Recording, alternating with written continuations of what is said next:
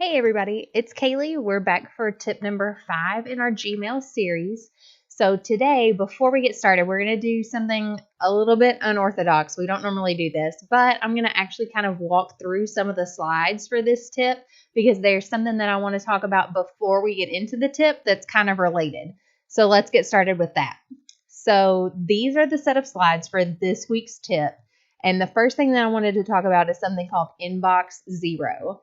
And you're probably thinking, what in the world does that mean? That sounds really scary because zero is not a word that I associate with my email at all.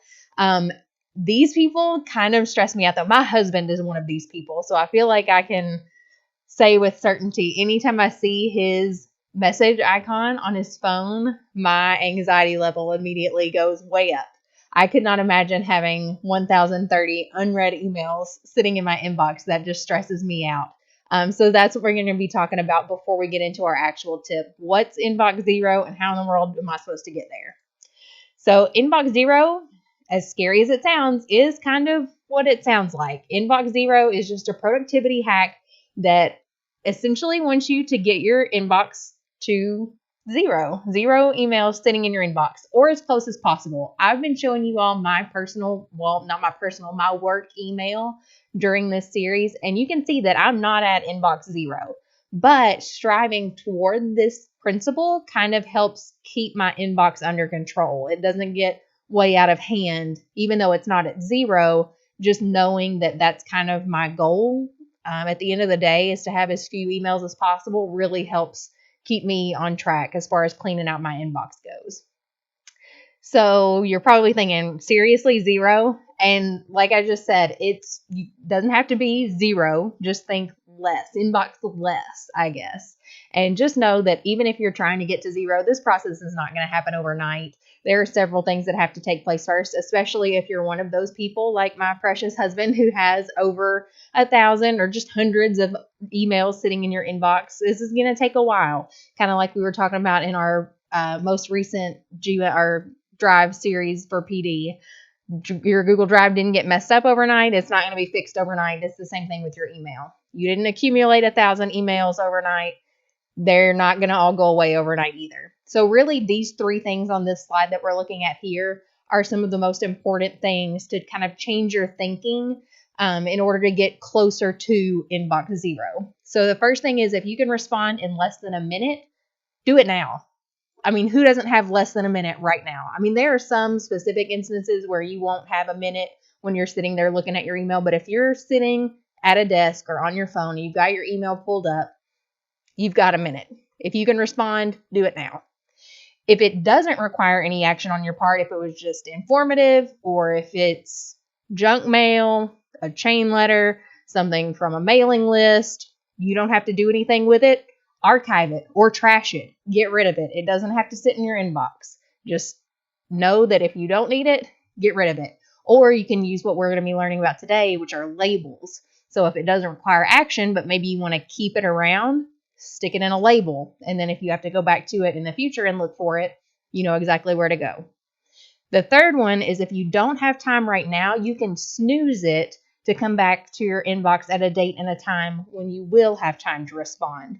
So we talked about the snooze option before, and I'll show you that icon again. It's that little clock icon that's in your Gmail inbox. And the tip on this page is really good too, because if you know, like coming up, maybe there's a holiday or a PD day or maybe a bullet day, you know you're going to have maybe an hour to sit down and get through your email. Snooze multiple emails by using those check boxes to select more than one email at a time. Hit the snooze. It'll snooze all of the emails you have selected to that specific date and time that you set. So that way they're not sitting in your inbox. It's not stressing you out that they're just sitting there staring at you, but you know that eventually they're going to come back. You can sit down and respond to them when you have time. So those are the 3 main points. If you can respond in less than a minute, do it now. If it doesn't require action, if it's something you don't need, trash it. If you need to go back and look at it, stick it in a label. And if you don't have time, get familiar with that snooze button and see if you can just snooze some of the things out of your inbox until you're ready to go back and look at them. So now we're ready to start actually talking about tip number 5, which, like I've said, is labels. So labels are kind of like folders to put your emails in. So instead of sitting in your inbox, emails that you apply labels to will go off to the left-hand menu on your screen, and they'll just sit in those labels or folders until you want to go back and look at them. So there are some labels that Gmail creates for everybody, and you can see those on the left-hand side of the slide. Starred, snoozed, important, spam, trash, all those are ones that Gmail creates for everybody no matter what. But you can also create your own labels as well. So you can create a label for emails from your principal. You can create a folder for your emails from your instructional coach or from payroll or for parent communication, or like me in my position, I have labels for each one of my schools so that if I'm communicating with a teacher at a specific school, I can stick it in that school's label and go back and look at it next time. So we're going to go ahead and get out of our slides here so that we can take a look at actually in Gmail all these different labels. So all of these over here are your labels. This is your label list. And remember, we've also talked about this more option here. So if you're not seeing some of the labels that we talked about on that slide, chances are they're hiding under the more button. Here are some of those that you can see standard from Gmail. I don't use these a lot, so I took them down out of my more and put them down in less. So you can drag and drop these around anywhere you want to, and it's going to automatically put them in alphabetical order if they're at the top part of your menu or if you've hidden them under the word more.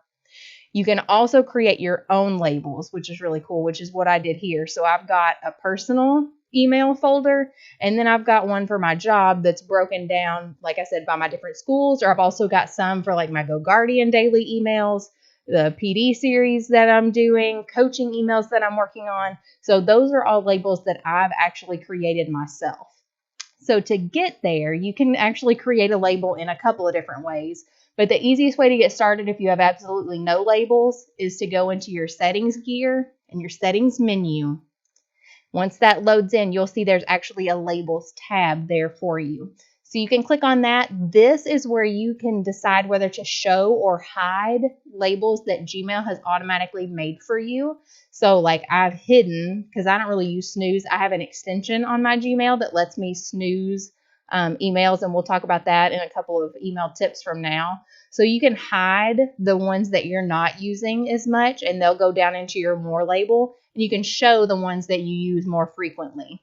If you scroll down a little bit, you'll see this is the spot where you can create your own labels. So you can see some I've hidden because they're older labels. Like I have parent communication folders from back when I was a classroom teacher. I've hidden that. It's down here in my more list. They're still here, but I don't use them every day now, obviously. So I decided to hide them under my more option. But you can always go here and create a new label. So when I click this button, it's asking me to give my label a name. So just think of a certain topic or maybe a certain sender that you get a lot of emails from or regarding, and then you can type that in here. So maybe your principal sends you a lot of emails that you want to keep for your records, but maybe you don't want clogging up your inbox.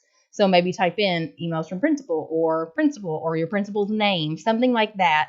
And then you can also decide to nest it under another label. So nested is what's happening here with my TIS bookmarks. So I have one label just for my TIS emails. So that would be stuff that like applies to more than one school, or things that I've sent out to all of my schools, things that me and my team communicate about.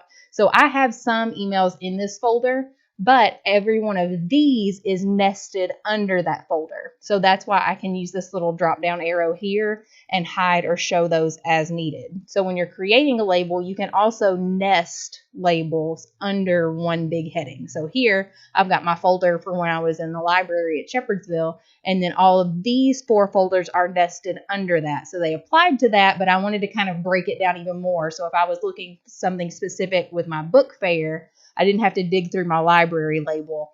I've got a label specifically for that.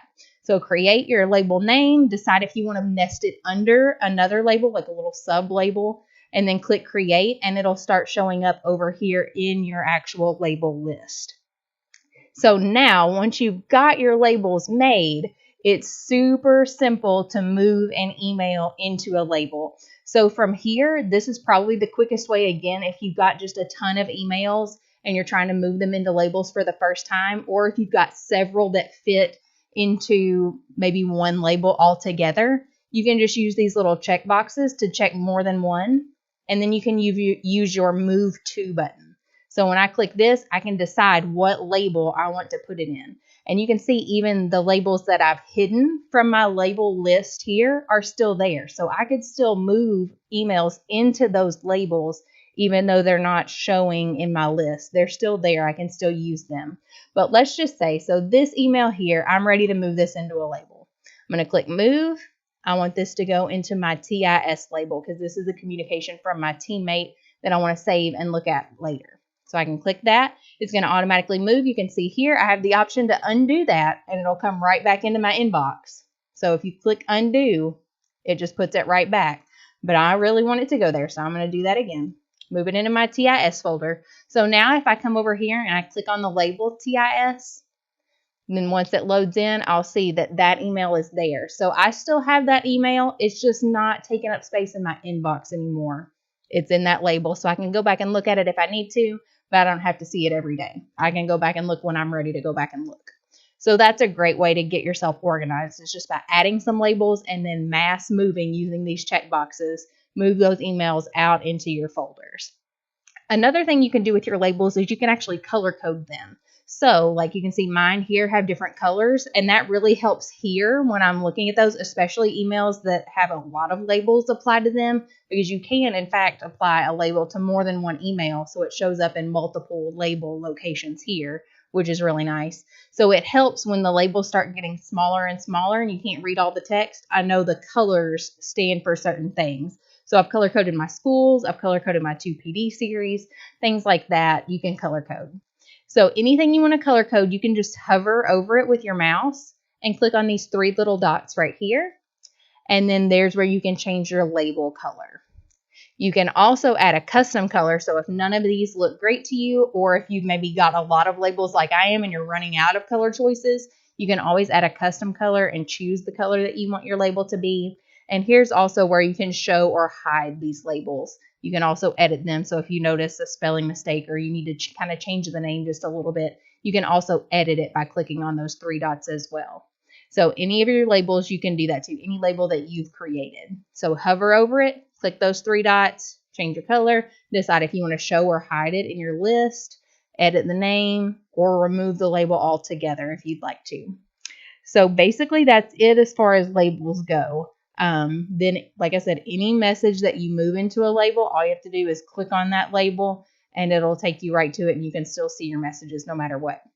So I hope this has been helpful to you. If you have any questions about labels or what kind of system might work best for you in your specific position, please don't hesitate to reach out, and we'll see you next time for our next tip. Bye, guys.